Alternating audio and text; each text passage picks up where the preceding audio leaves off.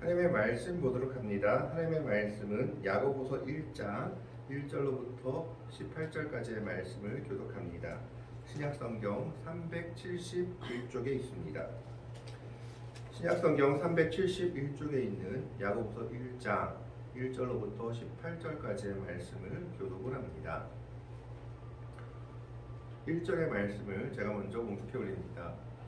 하나님과 주 예수 그리스도의 종 야고보는 흩어져 있는 12지파에게 문안하노라. 내 형제들아, 너희가 여러 가지 시험을 당하거든 온전히 기쁘게 여기라. 이는 너희 믿음의 시련이 인내를 만들어내는 줄 너희가 알미라. 인내를 온전히 이루라. 이는 너희로 온전하고 위대하여 꿈도 부족함이 없게 하려 함이라. 너희 중에 누구든지 지혜가 부족하거든 모든 사람에게 후히 주시고 꾸짖지 아니하시는 하나님께 구하라. 그리하면 주시리라. 오직 믿음으로 구하고 조금도 의심하지 말라. 의심하는 자는 마치 바람에 밀려 요동하는 바다 물결 같으니. 이런 사람은 무엇이든지 주께 얻기를 생각하지 말라. 마음에는 모든 일에 정함이 없는 자라. 낮은 형제는 자기의 높음을 자랑하고 구하는 자는 자기의 낮아짐을 자랑하시니 이는 그가 풀꽃과 같이 지나가니라. 해가 돋고 뜨거운 바람이 불어 풀을 말리면 꽃이 떨어져 그 모양의 아름다움도 없어지나니 구한 자도 그 행하는 일에 이와 같이 쇠잔하리라. 시험을 참는 자는 복이 있나니 이는 시련을 견디는 자가 주께서 자기를 사랑하는 자들에게 약속하신 생명의 멸류관을 얻을 것이기 때문이라. 사람이 시험을 받을 때에 내가 하나님께 시험을 받는다 하지 말지니 하나님은 악에게 시험을 받지도 아니하시고 친히 아무도 시험하지 아니하시느니라. 오직 각 사람이 시험을 받는 것은 자기 욕심에 끌려 미혹되니 욕심이 잉태한즉 죄를 낳고 죄가 장성한즉 사망을 낳느니라. 내 사랑하는 형제들아 속지 말라. 두 절의 말씀 같이 읽습니다. 온갖 좋은 은사와 온전한 선물이 다 위로부터 빛들의 아버지께로부터 내려오나니 그는 바람도 없으시고 회전하는 그림자도 없으시니라. 그가 그 피조물 중에 우리로 한 천열매가 되게 하시려고 자기의 뜻을 따라 진리의 말씀으로 우리를 낳으셨느니라. 아멘. 오늘 말씀은 야고보서 1장의 내용으로 오히려 시험을 당하는 것이 복이 있다, 시험을 참는 것이 복이다 라고 말씀하고 있는 내용입니다. 이 야고보서의 저자는 야고보인데 이 야고보는 우리가 아는 사도 야고보가 아닙니다. 왜냐하면 사도행전 15장, 12장의 내용을 보면 사도 야고보는 이미 군봉한 헤롯에게 죽임을 당한 바 있기 때문에 야고보서를 지은 야고보는 사도 야고보가 아니라 예수의 형제 야고보입니다. 이 예수의 형제 야고보는 아마 처음에는 예수를 믿지 않았을 겁니다. 그의 형제들과 같이 예수를 믿지 않다. 후에 예수를 자신의 구주로 인정하고 예수의 형제였음에도 불구하고 그를 오늘 1절 말씀처럼 나를 예수 그리스도의 종이다 라고 말하는 겸손함을 보이고 있습니다. 오늘 이 야고보서의 저자는 예수의 형제 야고보인데 그러면 이 편지는 누가 받고 있느냐 하면 1절 말씀에 보면 흩어져 있는 12지파라고 얘기하고 있습니다. 이 흩어져 있는 12지파는 바벨론 포로 이후에 각지로 흩어져 살고 있는 디아스포라 유대인들을 가리키는 단어입니다. 그런데 흩어져 있는 12지파라고 말했을 때 야고보서 그리고 예수님 당시는 이미 지파 간의 경계가 없어졌기 때문에 흩어져 있는 12지파라고 얘기했을 때는 아마 유대교 그리스도인들을 가리킨다라고 볼 수 있습니다. 스데반의 순교 이후에 박해를 피해서 유대인의 땅에서 살다가 각지로 흩어진 유대교 그리스도인들, 즉 유대인 중에서 예수를 믿는 자들이 아마 이 야고보서를 받는 수신 대상이 아니었을까 생각이 되고 있는 겁니다. 그들이 각지에서 흩어져 살다 보니까 타향살이의 어려움도 있었고 유대인 때문에 받는 박해, 거기다 기독교인이라고 받는 박해까지 겹쳐 있었던 겁니다. 이런 사람들에게 편지를 보내면서 야고보는 가장 먼저 무엇을 말하고 있느냐? 시험이 오히려 너희에게 복이 될 것이다 라고 말하고 있는 겁니다. 2절 말씀을 보면 내 형제들아 너희가 여러 가지 시험을 당하거든 온전히 기쁘게 여기라. 12절 말씀을 보면 시험을 참는 자는 복이 있나니 이는 시련을 견뎌낸 자가 주께서 자기를 사랑하는 자들에게 약속하신 생명의 멸류관을 얻을 것이기 때문이다 라고 말하고 있습니다. 초대교회 성도들은 여러 가지 시험을 받았는데 대표적인 시험 두 가지를 이야기하자면 외적인 시험으로서는 그리스도인들에 대한 핍박이었습니다. 그러면 그리스도인들에 대한 왜 핍박을 했느냐? 그들이 로마 황제 숭배를 거절했기 때문입니다. 그런 초대교회 성도들은 가장 큰 문제가 로마 황제 숭배라는 사상과 맞닥뜨리는 것이었습니다. 사실 이 로마 황제 숭배라는 것은 어떤 면에서 보면은 쉽게 넘어갈 수도 있는 문제였습니다. 왜냐하면 로마 황제를 숭배하고 로마 황제가 신이다라고 고백하는 것은 1년 내내 해야 되는 것이 아니라 로마의 특별한 절기 1년에 한두 번 정도 그 시기에만 로마 황제는 신입니다라고 고백만 하면 로마인들 그리고 로마에 있는 어떤 민족이든지 자기들의 신앙을 가질 수 있는 자유가 보장되었습니다.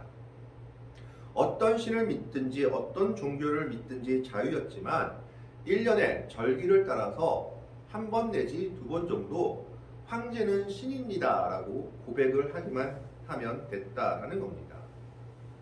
그런데 그것을 유일하게 못한 사람들이 바로 그리스도인들이었습니다. 다른 종교의 사람들은 그렇게 고백을 하고 자기의 신들을 믿고 지냈지만 그리스도인들만 우리의 주는 예수 그리스도시다라는 고백 때문에 우리의 주는 황제가 될 수 없다라고 말하며 핍박을 받았던 겁니다. 1년에 한두 번 고백하고 나머지는 편하게 신앙생활해도 되는데 그 일을 하지 못했던 것이 초대 그리스도인들의 모습이었다라는 겁니다. 그것이 첫 번째 외적 시험이었습니다. 외적으로 오는 시험이 바로 황제 숭배를 하지 않고 나서 오는 핍박, 그리고 유대교인들이 기독교는 이단이다라고 말하면서 핍박하는 그런 핍박들이었습니다. 그러면 교회 내적으로는 어떤 시험들이 있었을까요? 교회 내에는 여러 사람들이 모이다 보니까 어떤 일이 있었느냐? 그건 역시 지금도 마찬가지지만 돈이 많은 사람, 가난한 사람, 그리고 신분이 높은 사람, 그리고 신분이 낮은 종들이 함께 모여 예배드렸습니다. 문제는 교회에서도 부자들은 자신의 부를 뽐내려 했고 귀족이나 높은 사람은 교회에서도 자기가 높임을 받기를 원했다라는 겁니다. 교회는 그런 것 상관없이 모두가 하나 되어야 함에도 불구하고 그것이 원칙이었음에도 불구하고 알게 모르게 그런 모습들이 교회 안에 있었다라는 것입니다. 그래서 외적으로 핍박받았던 성도들이 교회 안에 와서 좀 평안을 얻고자 했는데 교회에서도 자신을 괴롭히는 문제들이 있었던 겁니다. 교회에서 보니까 잘 사는 사람이 더 대접받는 것 같고 높은 사람이 더 대접받는 것 같고 가난하고 낮은 신분의 자기는 교회에서도 별로 인정받지 못하고 소외되는 것 같은 아픔을 겪었던 겁니다. 이런 두 가지 시험이 있었던 것을 보게 됩니다. 그러면 야고보는 예수의 형제 야고보는 이것을 어떻게 이기라라고 말하고 있을까요? 끝까지 견디라라고 얘기합니다. 3절 말씀을 보겠습니다. 3절 이는 너희 믿음의 시련이 인내를 만들어내는 줄 너희가 알니라. 4절에 인내를 온전히 이루라. 이는 너희도 온전하고 구비하여 조금도 부족함이 없게 하려 함이라. 끝까지 견디고 인내하는 자에게 하나님이 그를 완전케 만들어주시며 그에게 놀라운 일을 행해 주실 것이다 라고 야고보는 권면하고 있는 겁니다. 그러면서 이 일들을 기도로 극복하라 라고 얘기합니다. 5절 6절에 보면 지혜를 관해서 얘기하지만 기도에 관한 이야기이기도 합니다. 그런데 기도할 때 우리가 분명히 가져야 할 마음이 있습니다. 의심하지 말아야 한다라는 겁니다. 6절 말씀을 보면 오직 믿음으로 구하고 조금도 의심하지 말라. 의심하는 자는 마치 바람에 밀려 요동하는 바다 물결 같으니 이런 사람은 무엇이든지 주께 얻을 줄 생각하지 말라. 두 마음을 품어 모든 일에 정함이 없는 자로다. 물론 이것이 내가 기도하는 건 하나님이 다 들어주실 것이야 라고 막무가내로 믿으라는 이야기는 아닙니다. 하나님의 뜻 안에서 기도한다면 그 기도는 반드시 응답될 것임을 확신하고 기도하라는 겁니다. 하나님의 선한 능력을 의심하지 말라라고 야고보는 권면하고 있습니다. 그러면 교회 안에서의 문제는 어떻게 극복해야 될까요? 그것이 9절과 11절에 나와 있습니다. 9절의 말씀에 보면 낮은 형제는 자기의 높음을 자랑하고, 무슨 말일까요? 교회 안에 들어와 가지고 종이 됐거나 가난한 사람이 되어 가지고 세상같이 교회 안에서도 어떻게 보면 쭈그려 들어 가지고 기도 목표는 채로 있지 말고 나는 하나님의 귀한 자녀이다라는 것을 기억하고 스스로를 높이는 삶을 살라는 겁니다.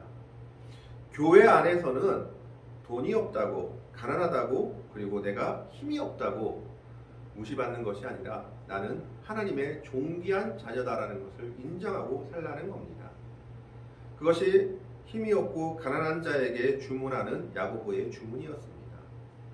교회에서도 세상과 같이 쭈그리고 살지 말고 교회 안에서는 너희가 하나님의 존귀한 자녀임을 기억하며 살라라는 겁니다. 그러면 부자와 힘이 있는 자들에게는 무엇을 권면했을까요? 10절의 말씀에 보면 부한 자는 자기의 낮아짐을 자랑할지니 이는 그가 풀의 꽃과 같이 지나감이라. 내가 아무리 많은 것을 지니고 있고 많은 권세 그리고 참 놀라운 권력을 지니고 있다 할지라도 그것은 지나갈 뿐이다라는 것을 기억하고 살라라는 겁니다. 그것이 영원하지 않다라는 겁니다. 영원한 것은 하나님의 나라에서 이루어지는 것밖에 없다라고 이야기하고 있습니다. 그래서 부자인 자는 그리고 권세가 있는 사람은 오히려 교회에서 겸손한 모습으로 자기를 낮추는 모습으로 이것은 사라질 것이고 이것은 내가 영원히 소유할 것이 아니구나. 영원한 것은 하나님의 나라에 있는 것밖에 없다라는 것을 기억하며 살아가야 한다라고 이야기하고 있는 겁니다.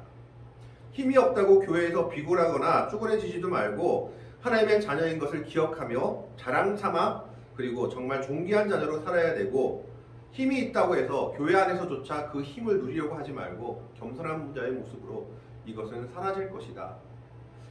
그리고 이 부도 사라질 것이다 라는 것을 기억하며 겸손한 자의 모습으로 살아가야 하는 것이 교회 안에서의 모습이다라고 얘기하고 있는 겁니다. 그래서 11절에 이렇게 얘기합니다. 해가 높고 뜨거운 바람이 불어 풀을 말리면 꽃이 떨어져 그 모양의 아름다움이 없어지나니 부한 자도 그 행하는 일에 이와 같이 쇠잔하리라. 부는 하나님이 주신 축복 중에 하나입니다. 그러나 그 부가 자기의 자랑과 권세가 되면 오히려 하나님의 저주가 될 수도 있다는 것을 말하고 있는 겁니다. 그러면서 12절에 시험을 참는 자가 복이 있다라고 얘기하고 있습니다. 여기서 말하는 시험은 2절에서 말하는 시험과도 같지만 한 가지가 더 붙어있는 시험입니다. 외적인 시험뿐만 아니라 여기서 말하는 시험은 내적인 시험, 유혹까지 같이 있는 시험을 이야기합니다. 즉 내적으로 오는 유혹, 그것을 견뎌내는 겁니다. 유혹과 외적인 시험, 이 두 가지를 다 말하고 있는 단어라고 보시면 됩니다. 그런 사람이 복이 있다라고 얘기합니다. 왜냐하면 이는 시련을 견뎌낸 자가 주께서 자기를 사랑하는 자들에게 약속하신 생명의 면류관을 얻을 것이기 때문이다. 한마디로 이야기하자면 이 시험을 참고 이겨내면 하나님이 주신 복을 누릴 것이기 때문에 그 복이 무엇이냐? 생명의 면류관을 얻을 것이기 때문에 참으로 시험을 참는 자가 복이 있다라고 얘기하고 있는 겁니다. 그렇다면 이 시험을 참는 방법은 무엇일까요? 이 시험을 참는 방법은 그 뒤에 몇 가지를 이야기하고 있습니다. 첫 번째는 원망하지 않는 삶입니다. 13절 말씀을 보겠습니다. 사람이 시험을 받을 때 내가 하나님께 시험을 받는다 하지 말지니 하나님은 악에게 시험을 받지도 아니하시고 친히 아무도 시험하지 아니하시느니라. 사람이 시험을 받을 때, 어려움을 겪을 때 하나님을 향해 원망하지 말라는 겁니다. 하나님 왜 나를 이렇게 시험하십니까? 하나님 왜 나를 이렇게 어렵게 하십니까? 라고 원망하는 삶을 시작하게 되면 그 시험을 이길 수가 없습니다. 하나님을 원망하고 하나님께 책임을 돌리는 삶이 아니라 그 시험 속에서도 오히려 하나님을 굳게 믿고 의지하며 감사하는 삶을 살게 될 때 시험을 이기게 됩니다. 원망하지 않는 삶을 살아야 한다는 겁니다. 원망하는 삶을 살게 되면 그 시험을 통과할 수가 없습니다. 유혹에 지게 되고 그 시험에 무릎 꿇게 되는 것입니다. 두 번째로는 욕심에 이끌리지 않는 삶을 살아야 합니다. 참 어려운 일이죠. 14절 말씀에 오직 각 사람이 시험을 받는 것은 자기 욕심에 이끌려 미혹됨이니 욕심 때문에 시험을 받는다는 겁니다. 사람의 욕심이 한이 없는 것을 보게 됩니다. 차가 있으면 좋겠다 싶으면 집이 있으면 좋겠다 싶고 집이 있으면 좋겠다 싶으면 좀 더 좋은 집이 그리고 그 욕심은 끝이 없게 됩니다. 그래서 그 욕심의 결국에 대해서 15절에 뭐라고 얘기하고 있냐면 15절 말씀에 욕심이 잉태한 즉 죄를 낳고 죄가 장성한 즉 사망을 낳는다라고 얘기합니다. 욕심을 따라 살아가는 사람은 결국 멸망의 길로 가게 된다라는 겁니다. 하나님을 버리는 길, 욕심을 향해 가는 삶입니다. 옛 이야기에 이런 말이 있었습니다. 하나님께서 아담과 하와를 창조하셨을 때 처음부터 옷을 지어 입히지 않은 이유가 무엇인가? 거기서 이렇게 말하고 있습니다. 만약 사람에게 옷을 지어 입혔다면 분명히 사람은 그 옷에 주머니를 달아달라고 요구할 것이고 그러면 그 주머니를 달아주면 사람은 분명히 그 주머니에 돈을 가득 넣어달라고 요구할 것이다. 그래서 그 돈을 만약 가득 넣어주게 되면 사람은 거기서 만족하지 못하고 끝없이 다른 것을 요구하게 될 것이다. 그리고 그들의 욕심은 끝이 나지 않을 것이다 라고 말하고 있습니다. 그래서 하나님은 처음부터 인간에게 옷을 주지 않으셨다라고 말하며 사람의 욕심에 대해 경계하고 있는 말씀이 있습니다. 이것이 바로 욕심이 잉태한 즉 죄를 낳고 죄가 장성한 즉 사망을 낳는 결과의 삶인 것입니다. 우리가 시험을 이기는 삶은 원망하지 않는 삶 그리고 욕심을 버리는 삶입니다. 내게 주신 것에 대해 감사하며 하나님 안에 믿음을 갖고 살아갈 때 그 삶 속에서 오히려 하나님이 주신 놀라운 은혜들을 우리가 받을 수 있다는 것을 말하고 있습니다. 시험을 참는 자는 복이 있는 사람입니다. 왜냐하면 그 시험을 참고 이겨냈을 때 하나님이 주신 놀라운 은혜와 복들을 받게 될 것이고 상급을 받게 될 것입니다. 12절 말씀처럼 시험을 참는 자는 복이 있나니 이는 시련을 견디어낸 자가 주께서 자기를 사랑하는 자들에게 약속하신 생명의 면류관을 얻을 것이기 때문이다 라고 말하고 있습니다. 하나님께서 주신 영혼의 은혜의 약속들이 시험을 참고 이겨냈을 때 주어진다라는 것을 말하고 있습니다. 옛날엔 서양에서는 딸들을 시집 보낼 때 진주를 지금으로 말하면 지창금처럼 주어서 보냈다고 합니다. 그 이유는 이 진주는 특별한 조개, 아무 조개도 아니고 아부플레타라는 특별한 조개에게서 생성되는데 이 조개 안에 모래가 들어가면 이 모래를 감싸는 특별한 어떤 물질이 나온다고 합니다. 그 낙하라는 물질이 나오는데 그 낙하라는 물질이 그 모래를 감싸서 오랫동안 형성되면 그것이 진주가 된다고 합니다. 그런데 이 모래가 들어왔을 때 조개에게는 두 가지 선택권이 있다고 합니다. 낙하라는 물질을 내어서 진주를 만들든가 아니면 그냥 모래가 들어오면 들어오는 대로 그냥 내버려 두든가 편하게 살든가.